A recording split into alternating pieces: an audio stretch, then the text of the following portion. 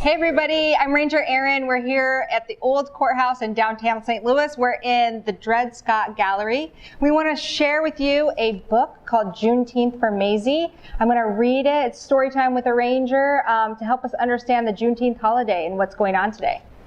So this is called Juneteenth for Mazie, and it's by Floyd Cooper. A sad young black girl sits by a moonlit window, chin in hand. Mazie wants to play outside, but it's too late.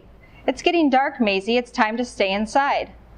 Mazie wants a cookie, but it's time for bed. Not now, little one. It's too close to bedtime. Mazie wants to stay up late. She's too little. Bedtime is the rule, sweet girl. The girl sits on her father's lap. Why so grumpy, Sugar Bear? Asked Dad. I can't go where I want, have what I want, or do what I want, answers Mazie. Well, tomorrow you can have a celebration, says Dad. What are we celebrating? Asks Mazie. The father picks up the happy girl.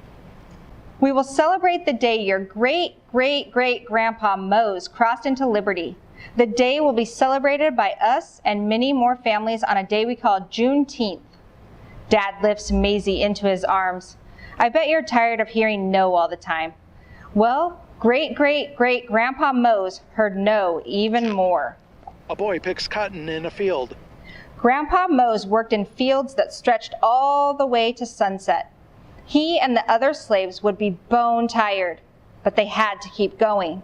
Their masters wouldn't let them quit.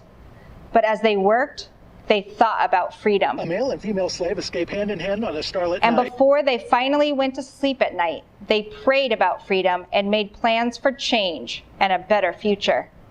Some slaves ran north to freedom, following the bright star in the sky. A large crowd listens to a speaker on a second-floor balcony. They sweat, they bled, and they cried until those cries were quieted by a single proclamation from a brave president. Grandpa Mose heard that proclamation from the balcony of a hotel that warm June day in Galveston, Texas. A well-dressed crowd with hats and parasols cheers. Grandpa Mose heard nothing but cheers, saw nothing but happiness, and felt nothing but pride shared by all those around him. The cheers became dancing, the dancing became celebrating. It went on and on into the night. 6 older people with suits, dresses, and hats stand in a row. Grandpa Mose and the others had found freedom. They continued to work, but this time they were paid for their hard work. So they worked, and they saved, and they never forgot the moment they heard, the moment that changed their lives forever. Profiles of 4 blue-collar workers. But things weren't perfect. Black people still struggled to stand shoulder to shoulder with white people. They still weren't treated as equals. It wasn't easy, but they never gave up. And every year on Juneteenth, they remembered. A large line of marchers with American flags cross a bridge. They marched for jobs. They lobbied for schools and the right to vote. They shouted for opportunity. An elderly man tells a nighttime story to children. And every year on Juneteenth, they celebrated and remembered. A woman raises her hand in a classroom. They learned and they grew. Several people with hands together in prayer. They forgave. A man is sworn into office. They excelled and achieved. They became heroes.